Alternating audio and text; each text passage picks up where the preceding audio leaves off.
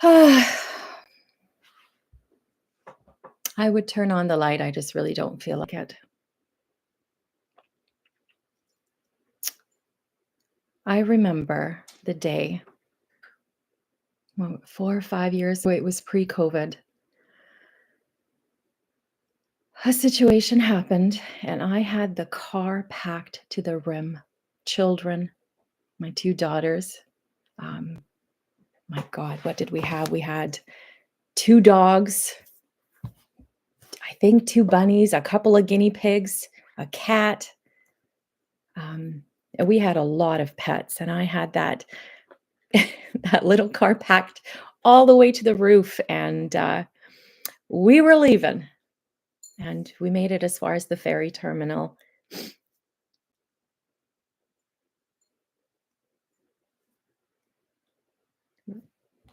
As far as the ferry terminal, and I remember I would have had to work the following morning, and I called my place of work, and of course the adrenaline was flowing, and we were getting out of here. And I'll never forget the nurse. He is an amazing human being. Picked up the phone, and he talked me out of leaving. And so I stayed.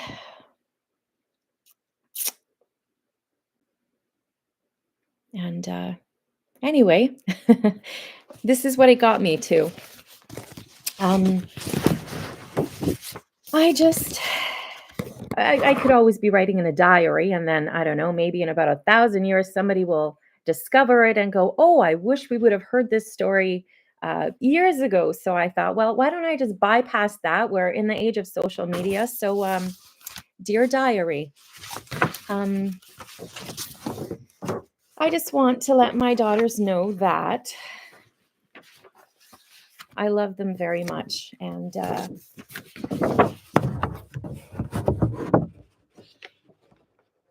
I'm proud of them, They're doing their darn best considering where they're at. And I just want to let them know, because one day they're going to find out anyway. I've done everything that I could. I never stopped fighting for you. But apparently you don't want to see me. So I'm just going to go do what I do best somewhere else. But thank you. My mother. I might cry, so brace yourself. It's the last thing, well, the second last thing they ever wrote me. I don't even know if I could read this out, but it is beautiful. Oh, goodness. Let the water flow. My mother, I love you because you care for me.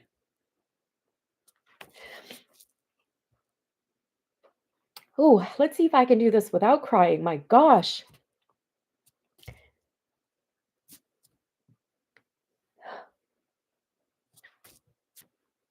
Oh, even the cat's staring at me like, put the waterworks away. All right, let's try this. Whew. My mother, I love you because you care for me and my feelings. We are going through so much. And you try to make things fair for us. Oh, you are a warrior. You are strong. You work very hard. You never give up. You are protective. You are loving.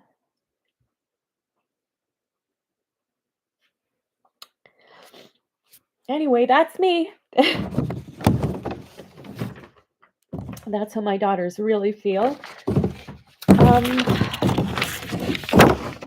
This one is my favorite. This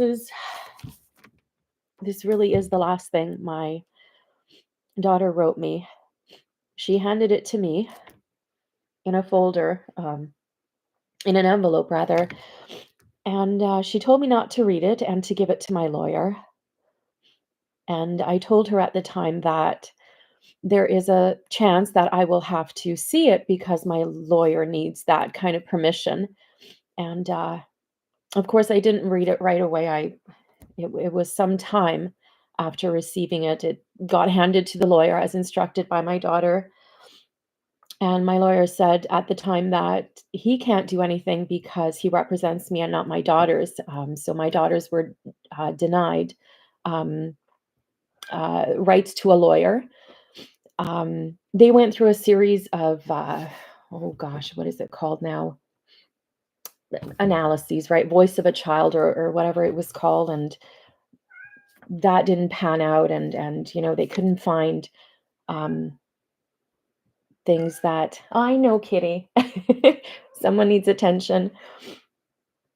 Anyway, this is the very last thing my daughters wrote, and it breaks me. It breaks me apart because I really wish that I could do more for them, and I don't know how to because apparently they don't want to see me. And the officer that got back to me, again, they don't have an order against me. My lawyer and I don't have an order against me, but there's an officer that definitely is very protective of my ex and will do whatever my ex says. So, I'm always the bad guy, but that's all right.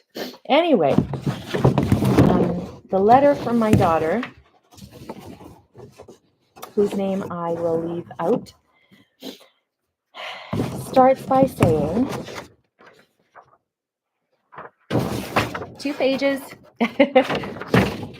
I'll read it quick. It begins with, "This is what I want. I am extremely tired of faking and pretending. I saw a picture on my dad's phone, and you'll probably would not be surprised if this word suddenly came out. A picture of women's. Dad lied once again that it was his and that it was a picture for his doctor. Next thing you know, I did not believe him. He came to a stop and he finally told the truth, saying that he lied and that his friend sent a picture of her new tattoo. Why is everybody supporting my dad? Does absolutely nobody care about my mom? Does everybody think that my dad is ready? It honestly should not be normal for my dad to have a picture of. It's just weird. I'm not ready. Dad is not ready. None of us are ready. I don't see why my dad could not wait until the end of the school year. And it's just as if no one cares about our safety or what we need. We see something in Dad that no one else does. We wanted 50-50, as in her and her sister. And this is what we have been served. And everybody expects us to be happy or excited or whatever. This is just destroying us. And this is what everybody, the ministry thinks. This is what is best for us. To me, that's just kind of stupid. Everybody needs to get to know my mom and my dad better. Notice something in both of them. Then figure something out somehow. Listen to us and explain to us how it can become a reality or not. Just stop switching our words and opinions around so no one can get in trouble. Think before you speak. This is all just dumb. This all happened too fast, and it's stressing the heck out of us. Ever since we have moved to our caretakers, me and Vesper, in brackets, had become stronger people. And I need to use that strength to fight for what I want for myself. Hope you all understand soon. Let me know if you need more info. Sincerely, my daughter." I think, ooh, here it comes. I was just going to say that is the first time I was able to read that without completely breaking down.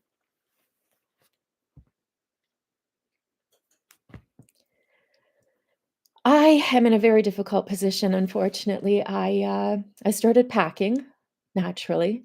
What else is there left for me on the island? My girlfriends are panicking a little bit. They want me to stay and fight. For what? Warrior or not, strong or not, what is there to fight for? I mean, without orders, the RCMP is barking, "Don't go there." The ministry is hiding behind God knows what. My daughters, actually, the ministry is hiding behind my daughters, right? Because my daughters don't want to see me. And my ex is hiding behind the ministry. And it's just kind of back and forth, and nobody knows what to do. Well, except want to put my children on medication, the younger one, ADHD. Heaven forbid a child has energy. I mean, let's medicate it right away. Let's not let them go outside and play. I mean, my God, who on earth created? I mean, it's time to stop putting children at a desk and just like, mm, mm, mm, mm, mm, mm, mm, mm, mm. There's nothing wrong with homeschooling. I think COVID was such a blessing because I got to experience that again. I mean, uh, from the day they were born until they get to kindergarten. Oh my God, we had so much fun. We painted everything and everywhere. uh, the dishwasher was permanent marker, and the oh yeah yeah, and I was never upset. It was fun. I got to relive my childhood. And then public school happened, right? And then COVID happened, and it was wonderful. We got to do it all over again, homeschool. That was fun. It is stressful, of course, because I still had to go to work and everything had to be so well managed. Um, I'll never forget those days. My ex, of course, didn't want to continue with homeschooling, and the ministry was against it too. "Oh no, don't homeschool the children. They need to be in the public school and they need to be bullied and medicated," right? Because that's what public school is for. It's difficult to it's difficult to absorb it all. I mean, I'm sure it's difficult for all of you to hear it. Try living it.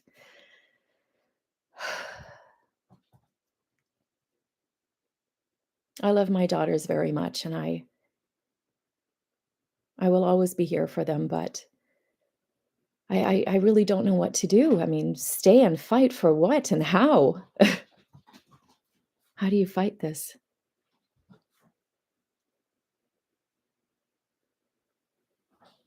Yeah. I'm in a position where I don't know. Can you help those who can't help themselves?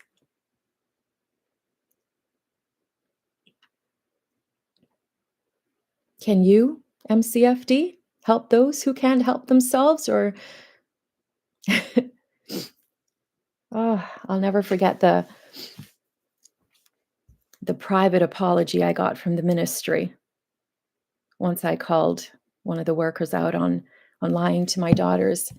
Um, yeah, I remember getting told that my daughters don't want to see me and this and that. And during a supervised visit, I was able to discreetly, oh, pardon me, my goodness,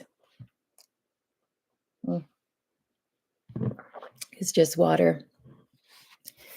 Um, yeah, I was able to discreetly inquire during a supervised visit because we were heavily, heavily monitored. Um, we weren't allowed, I wasn't allowed to say certain things. My daughters weren't allowed to say certain things. And I remember sitting across from them from a table, and my daughters are looking at me and looking at the supervisor. And it's just like the most awkward, bloody thing anybody can go through.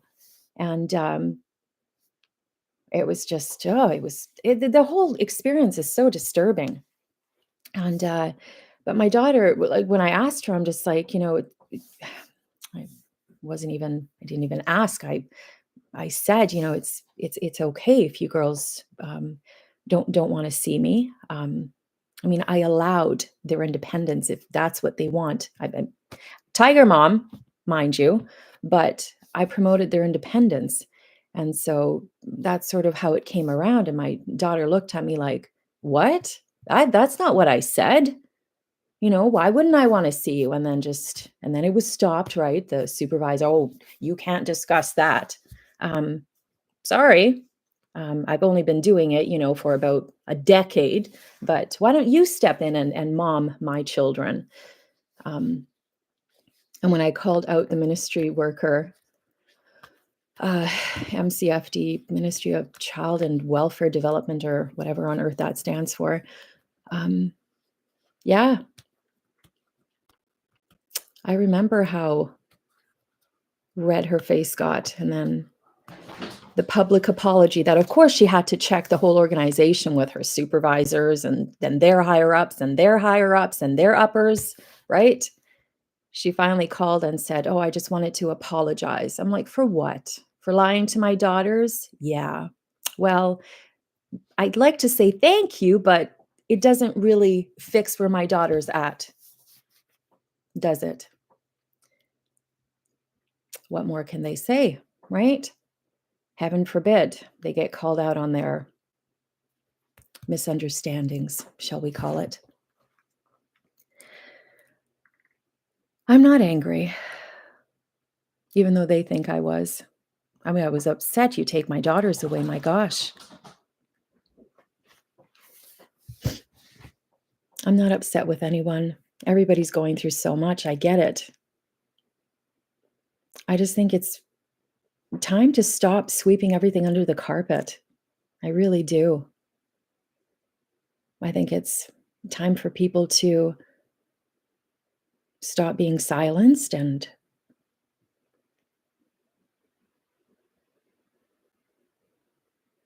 actually do what they say they're going to do.